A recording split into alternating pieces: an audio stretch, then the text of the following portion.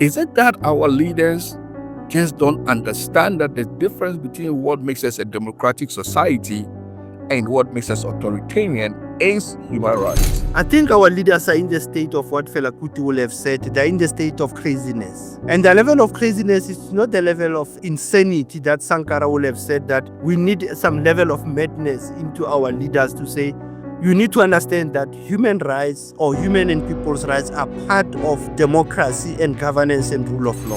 So if the people say, we want you to serve only for one term, who are you to argue with the people? So some people actually think that the power is something that they can cling on to, and I think this is not just annoying, but it is very alarming that somebody believes that they're supposed to serve for 2 terms, irrespective of the fact that there's a vote of no confidence by the people saying that you cannot be in office for 2 terms.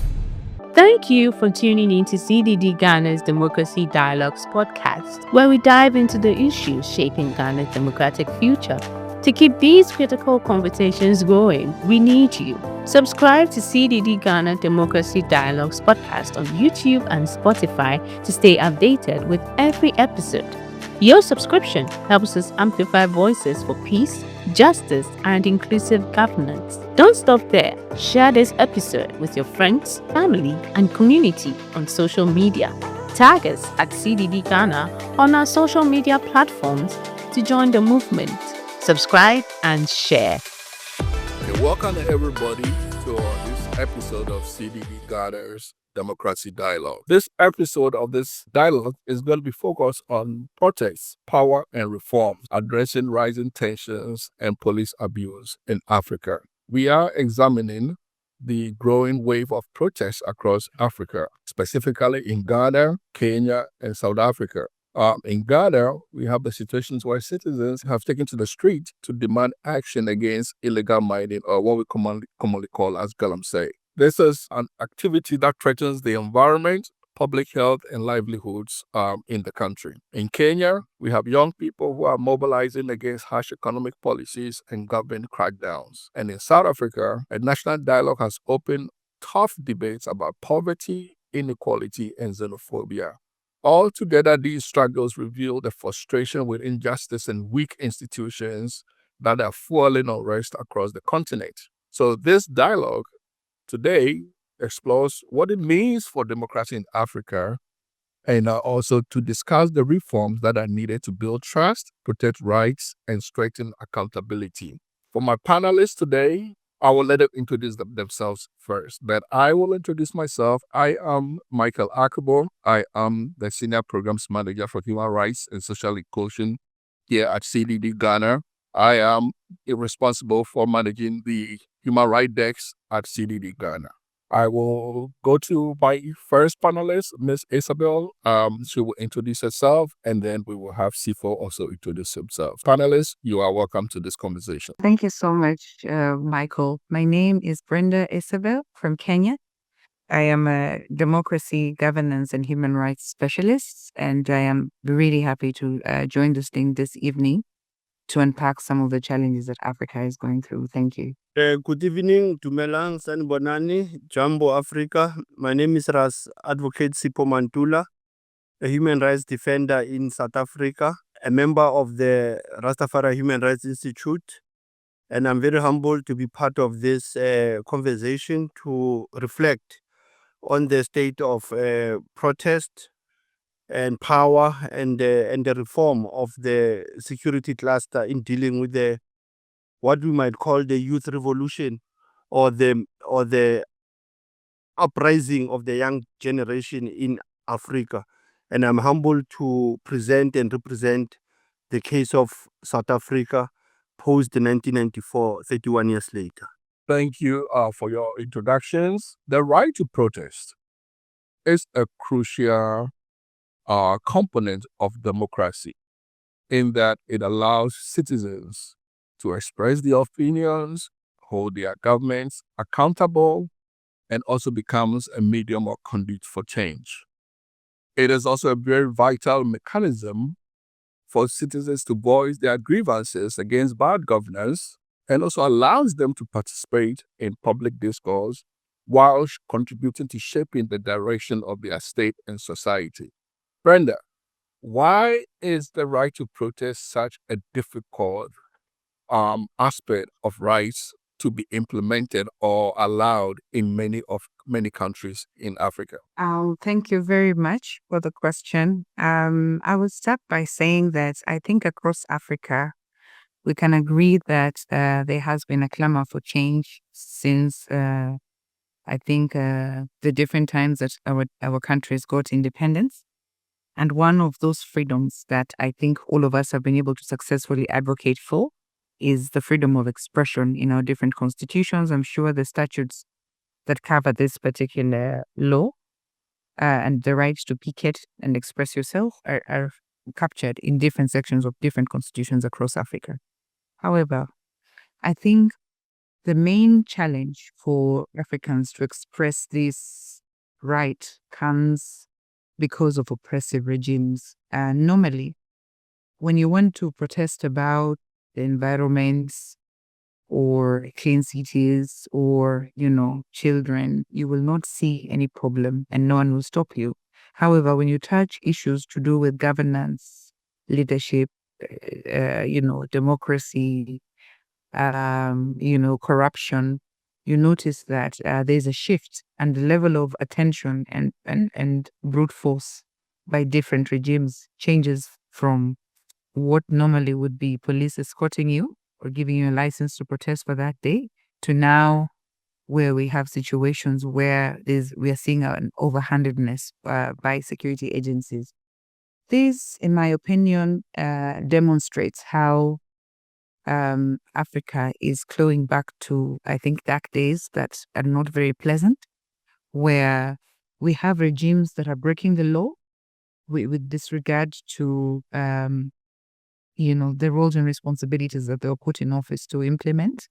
And they're doing this with impunity. So we are seeing a rise of young people who are paying attention. I think regimes get away with this kind of things when the people don't pay attention, but somehow they don't realize that the generation we have now is one of the most educated generation in Africa, whether it's the Gen Zs, whether it's the millennials, and they're paying attention. They know what their constitutions are saying and they will push back. I think one of the things that has made citizens to not also be complacent and push back is the fact that the cost of living has risen to a place where you can no longer ignore bad governance because it means the difference between you being able to put food for your child on the table at night, putting a roof over their head, taking them to school, lies in between whether or not you push for good governance or not. So I think the challenge is that if you look across the world based on inflation and so many other things, we've reached a point where I would call this a boiling point where African citizens can no longer sit back and fold their arms as they watch governments, especially greedy people calling themselves leaders, enrich themselves. We have politicians who of course, loot the systems and they take this money abroad and they buy, tracts of land and whatnot, hiding the money in offshore accounts. And yet people are suffering. So I think there's a level of intolerance, which is not necessarily a bad thing, where I think general citizens don't feel the need to just sit back and watch what is happening, but also push back. Now, in the Kenyan situation, for example, specifically, we are seeing the Gen Zs leading the movement. I think this is very encouraging, especially considering that young people are people that we have been trying to invigorate to join the, democracy movement forums. But for a long time, I think they were not paying attention. But suddenly, I think the government, when the government started trying to push harsh economic policies, I think it started biting everyone. It's no longer just one particular generation feeling it. I think young people in Kenya can tell you that there's a very serious crisis in terms of jobs, job creation. So there's no jobs for young people. We have been preaching that you go to school, get your degrees, get this and that, and you have a bright future. But that is sincerely not the truth. There's no jobs. So what happens? Young people went into the social media space, identified things that they could do, created their own ecosystem. They went to TikTok, they went to Instagram, they started content creating, and they started generating income, and this income is paid by foreign agencies because the money comes from outside the country, YouTube and whatnot. However, we have seen a situation where the government of Kenya is coming to tax the young people over these small things that they have identified that can give them their daily bread. Now, this is, I think, one of the reasons why the young people in Kenya had to wake up and decide, you know what, we're going to push back. It is rather unfortunate that the state has responded with quite a heavy hand. And we have seen police excesses. We have seen them use tear gas, live bullets, rubber bullets, and we have lost a lot of Kenyans running beyond numbers of 100 and above that have died in this protest from last year, in June last year, 2024. And I think we keep pushing, but now we are trying to teach young people safe ways of advocating for their rights without necessarily getting into running into bullets in the streets. So we are trying to train young people on safe advocacy, if at all there's anything like that, because we must try to preserve life as much as possible, but at the same time keep pushing and clamoring for the rights of citizens. Thank you, Michael.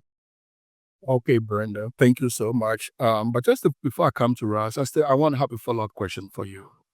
You have touched on very important issues bordering on unemployment, large youth populations, finding food to put on the table. Is it that we have been misled about the relationship between democracy and development? And for which reasons is part of the problems that we are dealing with in terms of this emergence of uprising and youth protests, because the governments are not delivered? Is the promise of the democracy, have we been misled about that? I think the promise of democracy, to be honest with you, when we look at how democracy is applied in Africa, it is not adding up. If you look at the example of President Traore in his country, Burkina Faso, and what he's doing, you will notice that he's able to push things really fast through parliament and sometimes or not through parliament, and things are moving. I'm not saying this is the model we should follow, but I'm saying when you look at our democratic and governance systems, I don't think the systems were designed for Africa. So we must also address the fact that there is problem. And the problem is that the infrastructure we are standing on was set for us by the West. It may not necessarily be solving the issues and the pressing needs of Africans as it is.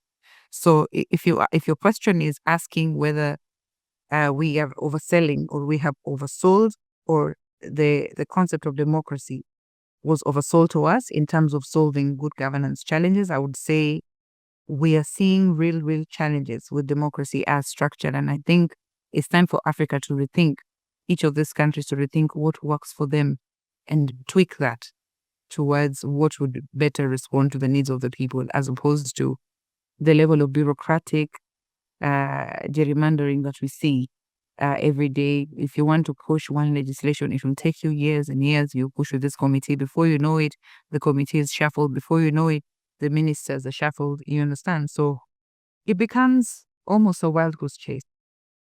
So I would say democracy is not currently working for Africa as it ought to have worked for Africa if we had tried to custom make democracy in ways that we can relate to it. Okay, all right.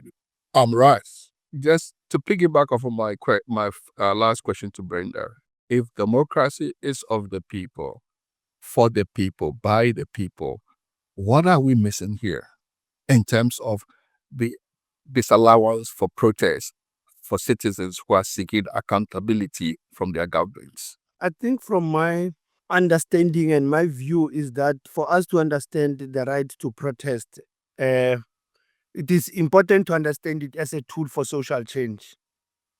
And as a tool of social change, it is part of also a human rights framework where, as Brenda have said, many member states in the African continent, they have their constitution, they subscribe to the African Charter on Human and People's Rights. They subscribe to the Universal Declaration of Human Rights.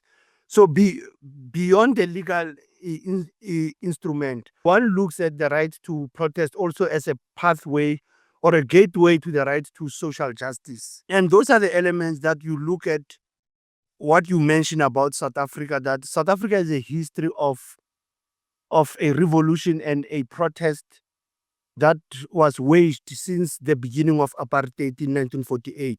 Also become a coincidence of the emergence of the Universal Declaration of Human Rights in 1948, and South Africa introduced apartheid, and that's how you see protest. But if we fast forward to 2025, 2015, we saw a protest of young people in South Africa around education. So you will see that the right of protest also varies with different human rights needs, whether it's health issues, it's education, it's employment. And I think that's where government doesn't understand that democracy in an African context allows freedom of association, it allows freedom of assembly, it allows even the freedom to march or to picket. Because in all those facets, you find that in South Africa, in the province that I am coming from, in Gauteng, you have many protests. In South Africa, I can say in a year, you can sit on more than 13,000 protests annually. Whether we will call them in South Africa, they don't call them protests, but they will use the word service delivery protest, demanding services. But I normally says they are developmental needs which are accommodated in this notion of democracy. And maybe probably we need to still interlink human rights values to democratization of the state. What Brenda says earlier about the fear that comes from those who are in power, or what we'll call them the yesteryear or the yesterday liberators, have become today's oppressors. And that's how one struggles in many African countries with many protests. Because I think Kenya, South Africa, and many countries like Sierra Leone, at some point in 2023, there was what I'll call a continental protest. And that protest was all about the state of affairs of governance, misrule, corruption, the failure of the state to meet the needs of the community. And that's how one views your provocation of this debate today, looking at the role and the efficacy of protest, or what I'll call the bolt and nut of right to protest and the right to demand social justice. And that's how I see it as part of that. Most of the member states, they tend to forget that democracy embraces parliamentary supremacy, embraces constitutional supremacy. It means that when people protest, Michael, they are within their constitutional rights that they are exercising. The only element that comes in is what you have said on your introduction, is the response that comes with what we call the state apparatus, using the military, using intelligence, using many forms like the clamping down of protesters, the switching of the signals, the media freedoms being affected. And we see citizen journalists emerging also. As the media is being removed from covering protests, we see citizen journalists coming in and reporting those protests on a daily basis. It's the same like what has happened in Kenya. Does Africa deserve the character of the leaders that we have today? Are those leaders who can liberate us? Are these leaders who understand democratic values and standards and norms? That is my concern normally when I look. And at our national convention, issues of Afrophobia, as we have mentioned, emerged about this question of South Africa first. It becomes the US mantra of make America great and America first. I don't subscribe to that, Michael, because I think Africa and South Africa, they are on the same level of challenges that we are facing in many areas of socio-economic development. And protest becomes their language. And I think it should be embraced. We should not condemn it. We should say, how do we regulate gatherings? How do we regulate protest? How do we make protest to make change to the lives of the people? I don't think people just protest for the sake of protesting. There is and what I'll call the end goal. What do they want to see after this protest? I think I will pause there, but generally, I look at the protest in Africa as a necessary response to poor failure of governance, electoral fraud, economic misgovernance, cultural assimilation. And those are the issues that I see them as what I call the push and the pull factors of pushing communities to protest. And the communities are becoming the sides of the struggle. So whenever you have protests, whether it's in town, it's in a village, it's in the city, it's in the university, I call those sides are the sides of the struggle. I'll pause there, Michael. Okay, Raj.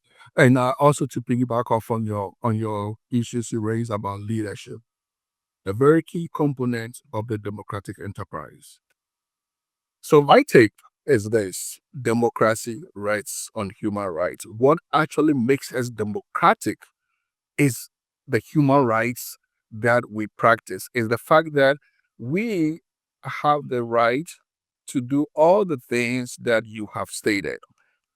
Is it that our leaders just don't understand that the difference between what makes us a democratic society and what makes us authoritarian is human rights? And that's my first question. And I'm asking this in the context that in the recent government that we had in Ghana, we had a president who had cut his teeth in the street as a protester and protector of human rights. Yet we have some of the worst violations of human rights under that president. So what are our leaders actually missing when it comes to protecting the rights of citizens and their right to free speech and their rights to protest? What do you think they are missing?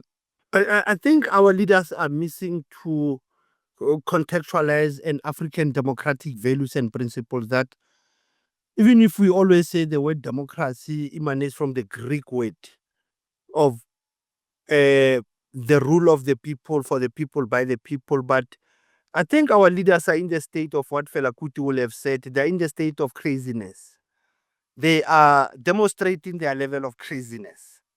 And the level of craziness is not the level of insanity that Sankara will have said, that we need some level of madness into our leaders to say, you need to understand that human rights or human and people's rights are part of democracy and governance and rule of law.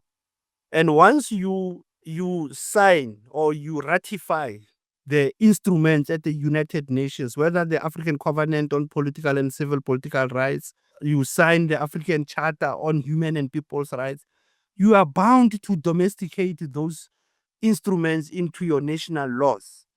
And you need to live that culture of human rights as a way of life. And that's where I find that many member states in Africa, they fear what you'll call the human rights bodies. They will call them the watchdogs. But I see them as the bridges of participatory democracy. So there is a need for us to unlearn so that we may relearn. And we need to constantly confront this character of leaders in Africa who are missing this point, Michael. I think it is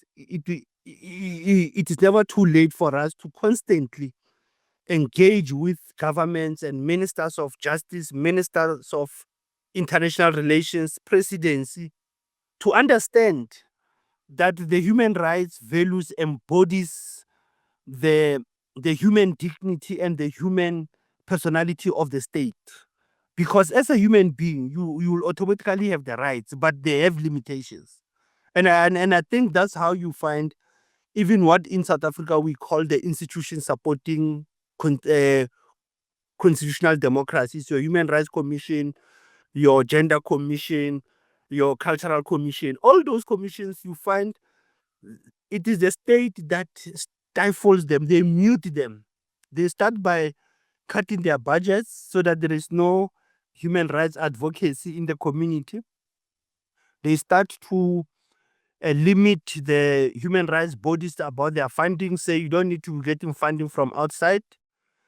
They start to profile the human rights activists in those countries and see them as a threat to their nefarious governance purposes. Because you'll find that most of the member states, they are practicing what I don't see as democracy, Michael and Brenda. I feel we are in the state of kleptocracy or democracy, where is the government by the rule of money.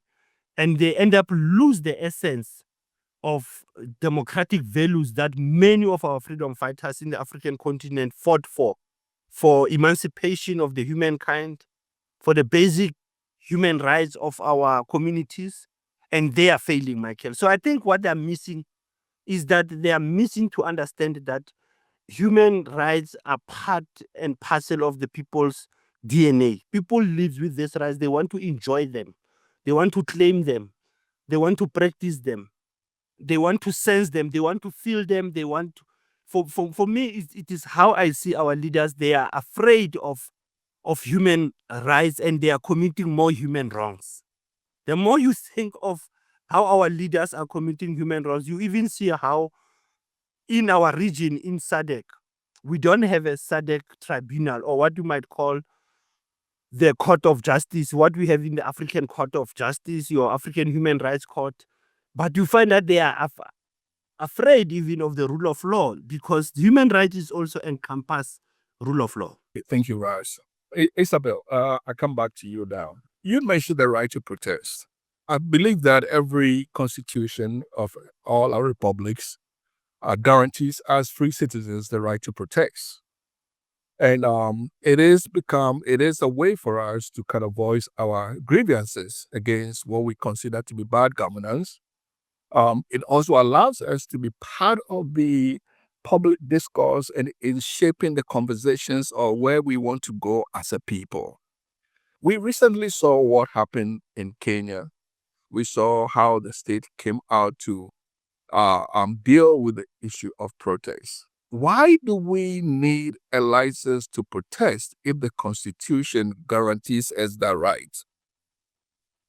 That's a very difficult question, my brother, but I will attempt to answer.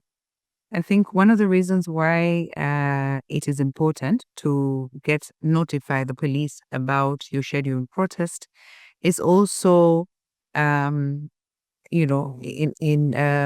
important so that there's law and order. Normally, when protests happen, sometimes businesses are affected, depending on where the protest is taking place, particularly in Kenya.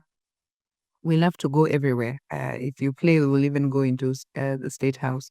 So generally, it's just to maintain law enforcement. In the State House of the people's, so why can't we not vote? It is a people's house. However, it's also a protected zone according to our constitution. So if you want to go to State House, there has to be a schedule. I think there's a way citizens enter State House all the time for functions, events. I have gone there with my daughter on the president's birthday and things like that. So we have had situations where we are allowed to go into such zones, including parliament. I know that last year there was young people that went into parliament and it caused a lot of problems.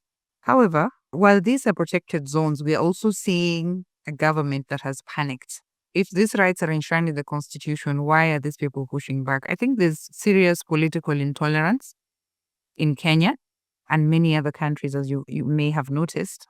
We are having situations where in Kenya, it is difficult to even speak about, the democratic values are disintegrating, because if you even say something like one term is a term that young people are using loosely to mean that they will not allow the president, His Excellency Ruto, to go for 2 terms. So they call him one-term president.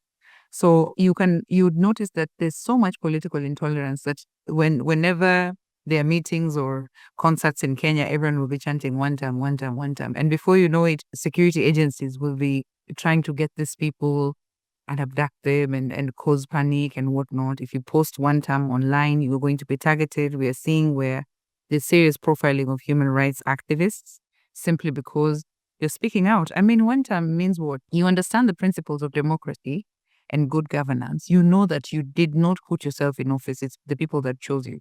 So if the people say, we want you to serve only for one term, who are you to argue with the people? So some people actually think that the power is something that they can cling on to. And I think this is not just annoying, but it is very alarming that somebody believes that they're supposed to serve for 2 terms, irrespective of the fact that there's a vote of no confidence by the people saying that you cannot be in office for 2 terms. So I think the level of political intolerance has taken a very deep plunge. We are seeing situations where technology, like was mentioned earlier, is being abused, where technology is used to do surveillance on citizens. And this surveillance is used to know your location and whatnot. And now, before you know it, this is why we're talking about digital safety. Because before you know it, the cops have come to where you are, abducted you. I know in today's discussion, we were meant to talk about how are these arrests even legal? Is it just abuse of power, or do they follow, sometimes there's half the time there's denial of legal counsel. So this is police overreach, in all honesty. And I think the level of brutality, if you look at our government, the Minister of Defense saying that people should be shot in the legs. Police say if people confront you, just shoot them. There's nothing they're going to do. We're going to protect you. How can a minister speak like that? The president recently said, okay, maybe just shoot them in the legs. The legs are vital organs, and you could die. You could become lame for life, and nobody has a right to injure you because you want to protest. And you can imagine this is the head of state that took the constitution and swore to protect the rights and privileges of Kenyans. So I think this is beyond bad manners. It's beyond political intolerance. This is something that I personally would advocate for young people, for all citizens across Africa, to keep pushing back on. I think, and we cannot be complicit, because if we keep quiet about some of these wrongdoings, it means that we are complicit in one way or another. All right. How is the situation? The same question I asked Isabel. How is the situation with yours in South Africa? When you look in South Africa, I think I share a sentiment of political intolerance, but also in South Africa, we have the mechanisms where whenever there's a police brutality, you have Do we need the license to protest also? No, I will say to you that there are regulations, as Brenda says, that you need to inform authorities, because the safeguards is for safety, is for protection of national key points, as he mentioned, the State House. And as you said, this is the public building. It is the people's house, actually. But in South Africa, you have a guarantee of the rights, but they're limited. Hence, I said, before 1994, we had a Regulation of Gatherings Act of 1993, which went into 1994. And that's where you find the regulations. But at the same time, you have what I would call sporadic protest, where people don't have to even give permission, because of the sense of that they've been marching, sending memorandums, no response. Now, the only language that they say the state can understand is of freedom of assembly and of picketing. And that's where in South Africa, like I said, whenever you have police brutality in those illegal marches, there's also consequences that is being advanced by the mass democratic movements. Most of the communities, they take the police for unlawful arrest, torture, brutality, because I think South Africa post-94, it has changed. It's no longer an apartheid state. But what people they are doing at the moment, again, we see a level of violence amongst South Africans now in terms of the transport industry. Now, at the moment, as we speak, Michael, and that shows you that is not only protest, but you see a level of violence also rising. And at the same time, community protesting also against that violence and trying to mediate amongst those who are fighting. That's the current situation now. And I think that's how I will view that the issue of the license to protest, it's also a constitutional right, as I've said earlier. A person needs to claim and enjoy that right. It's not something that he has to be denied that right to can protest. because people will always have genuine demands, and their demands are always met with hostility. They're also being met with violence. And as you will remember, Fanon will always say violence beget violence. And that's how we see that the young people also, they have marched to the parliament of this country before. They've been brutalized also in the parliament, but they were still fighting back. And that's the nature and the spirit of young people and many young people in South Africa and across Africa, that it is the highest population that they can see now, that it seems that post-colonial years and post-independence, nothing new, nothing has changed. And that's how we feel also in South Africa, that the pressure that is coming on many communities, what are called vulnerable communities, being women and children and youth, they are the ones who are now on the street on a daily basis protesting, including even the survivors and victims of apartheid in this country. They are still in protest, if I can tell you, Michael. They've been camping at our constitutional court for almost 3 years. Elderly women, and youth, they are protesting for their reparations. So you can look at how this right of protest, it is also coming up with a right to sit in also. People will end up even occupy offices of the state in South Africa. People are able to also demand that some of these people must resign or they must face disciplinary consequences. So I can say to you, in South Africa, the young people and the citizens, they have wised up, they know their rights, and they are forever demanding their rights and asking for justice, asking for equality, even post 1994. Okay. And to piggyback off what Isabella said, do you also have a system of surveillance? Is that also part of the state technique of monitoring and preventing protests in South Africa? Yes, correctly. You have the cybercrime laws, and those cybercrime laws, they are also monitoring the social media. As you'll know that the dark space and the dark force works also now on the new technology. You have what we call the interception and communication laws, but they are also regulated by law. So in South Africa also, you cannot be intercepted without any reason unless you are a threat to the state or you are a potential criminal. But activists, even if they are being tapped, they are able to have the mechanism how to take the matter up. Like you are being followed or surveyed by intelligence. We have the Inspector General of Intelligence. There was a case of 7 women who were working for our national broadcaster, SABC. They felt that they were tapped, they were being followed within the same building. And they took the matter to the Inspector General of Intelligence to look into that, Michael. So I think for us in the continent is to have as many mechanisms as we can so that we are able to can counter the state, or what I call the state apparatus and the state repressive apparatus and ideological state apparatus, because the state uses surveillance also to intimidate, and they also encroach on the right to privacy. Because remember, also many constitutions, they have the right to privacy. And that's how in South Africa, if I can say to you, we have the mechanisms, and most of our communities are able to access them and apply them as when they come. Okay, right. Thank you, Isabel. I want to go back to something you had said earlier, that we elect these people into government. We go to elections. We organize elections. We exercise our rights to elect who our leaders should be.